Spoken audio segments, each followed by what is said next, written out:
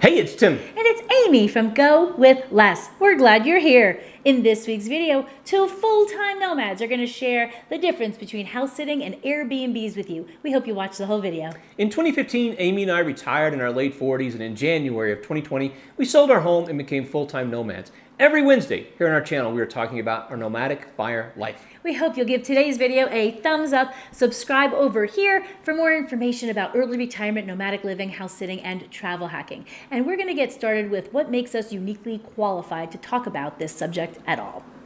Two things. We have been staying in Airbnbs since 2012, and we have had dozens of stays. Also, since 2015, we have had almost 50 house sits.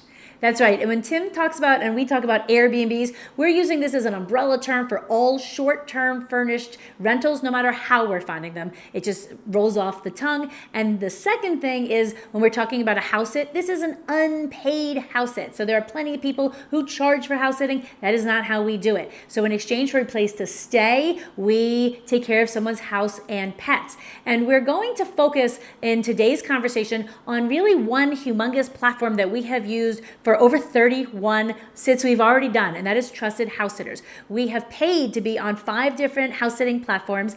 Only 1 have we booked anything. 4, we booked 0. Some of our house sitting friends have had great luck with those other sites. I've been doing this since 2015, and we booked 0. So Trusted House Sitters is by far the biggest site and has the most sits, the most sitters, so it's also quite competitive. But just a heads up, if you are interested, there's a referral discount link in the description below, and that is the service that we do. Now, when Tim says we have almost 50, the others are going to be filled in from referrals from friends and other house sitting friends. So, okay, first, the number one thing that is so humongous, and the reason why we're even talking about this today is because even though we've been doing this almost 50 sits over 7 years almost, we have just come off of 2 unbelievable house sits. We were just in Puerto Vallarta for a 12-night sit. We were next to Elizabeth Taylor's house. Our bedroom had the most beautiful view overlooking Puerto Vallarta that was just breathtaking. It's even hard to describe. Yeah. So we were watching one outside dog that we had to walk for roughly an hour a day, and it was just a little doll. Undescribable how fantastic this situation was. Yeah, they had a housekeeper, they had a pool person, they had a gardener come 5 days a week. So we were very low on the chores, but I think what we left with was like, holy cow, this house sitting brings our travel game and our life up to such a level that we wouldn't be able to do otherwise, and we really wanted to share it with our audience. So even if you have been house sitting, even if you're not interested in house sitting, this I think is still a video that you might want to watch. And maybe that's because of point number 1, and that is the money. Yep, the money is certainly hard to ignore. With 382 nights that we've been in sits since January of 2020, we're going to just assign an arbitrary amount of $100 a night. So that'd be $38,000 worth of savings that we've had associated with all those nights in house sits. And by the way, we think that $100 a night is probably a lowball estimate. If we were actually paying to be in these homes, some of these situations would have been hundreds of dollars a night. And so it's just it's a phenomenal thing to have this roof over our head that we're not paying for.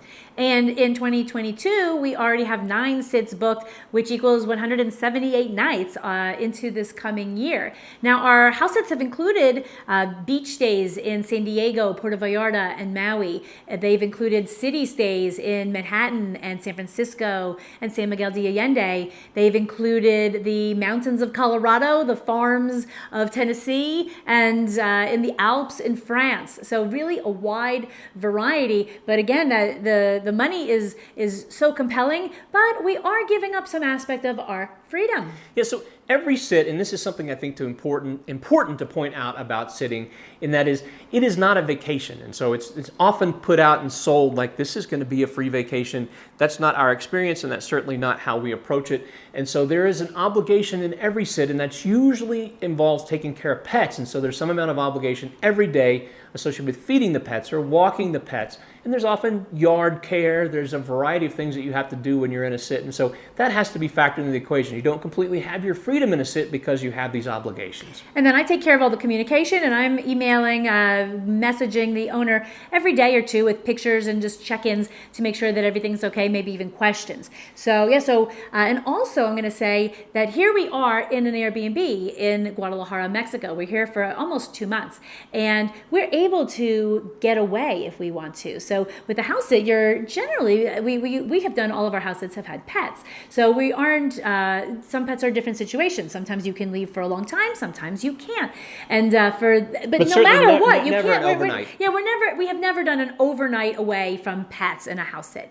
But on an Airbnb here, we are looking at all these kind of cheap flights within Mexico, and we're thinking maybe we'll take we're here for 2 months, maybe we'll take like a little 2 or 3 night getaway to other parts of Mexico. Yeah. You can't do that on a house sit. So you definitely, you're... Flexibility is compromised. Yes. Okay. Now another one is there's good and challenging parts of pets. There's all the cute little snuggles up on the couch and the kitties on your lap and the dogs resting their head on you while you're watching Netflix, and that is just wonderful, and it melts my heart. I fall in love with every one of them. But there can be problems with pets. We've been to the vets, just like owners sometimes take their pets to the vet with not just for general checkups for all kinds of problems. You do too as a house sitter. So it's not all just fun and games, I guess, with pets. It comes with a responsibility. It does. Not all pets are house trained like they potentially should be. So there's all kinds of situations that you have to deal with when pets are involved. And we love it, but there's certainly some challenges just to be aware of.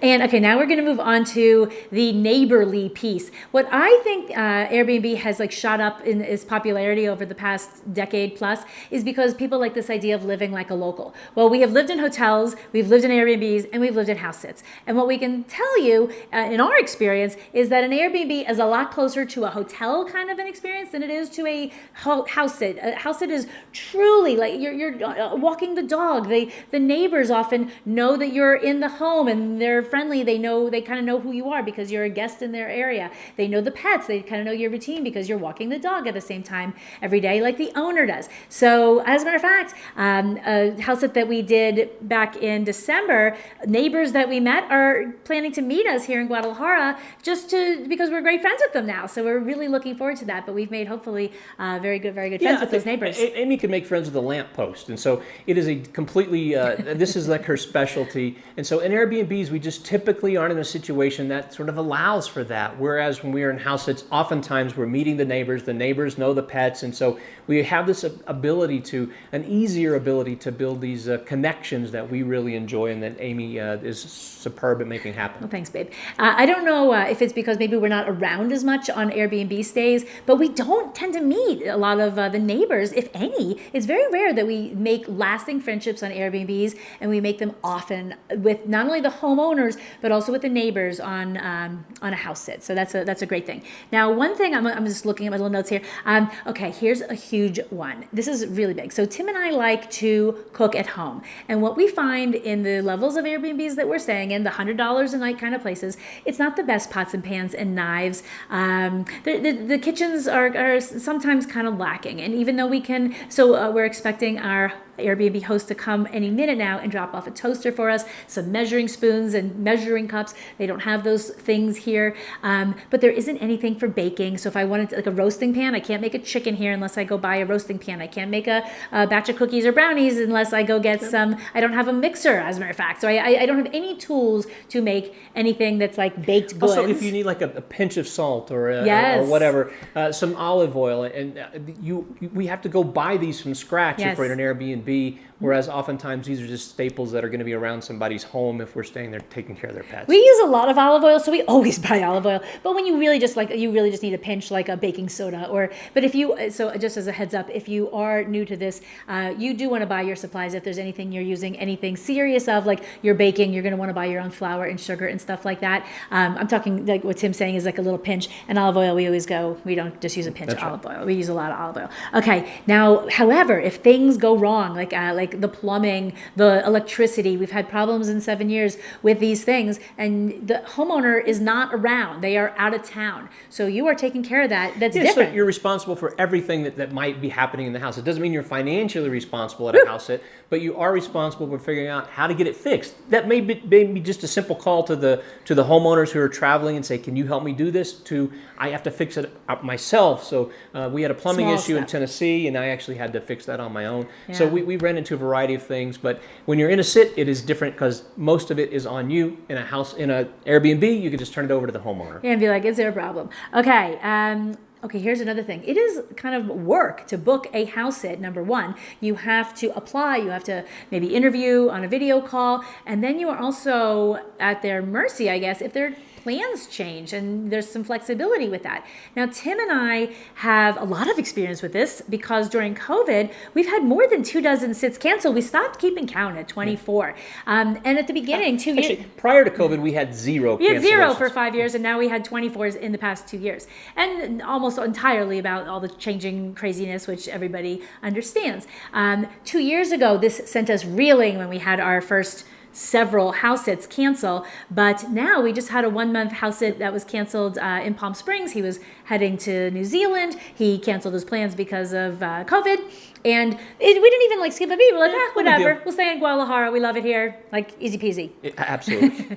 But also with house sits, with an Airbnb, just sign up. Like, so when we do a house sit, we book the house sit first, and then we plan everything around it. Airbnbs are a lot more flexible in every way. So you can, so house sit, you have to, there's a specific place, there's dates. That doesn't mean you're going to find a house sit everywhere with the dates you want. It's actually kind of rare when that happens. It's like a rare little jewel. It just happened for us in Puerto Vallarta, but that is few and far between. I think it's happened for us like once in 7 years. But so an Airbnb, if you're like, I want really specific dates and places and all of that, then an Airbnb is going to be what you want to do. Yeah. Opportunities for house sits just are a lot more limited than when it comes to if you're looking for Airbnbs. And competitive. You can find them virtually anywhere. That's not necessarily true when you're looking at a house. Yeah, and also competitive because it's not just you who's applying for the house sits, it's others as well.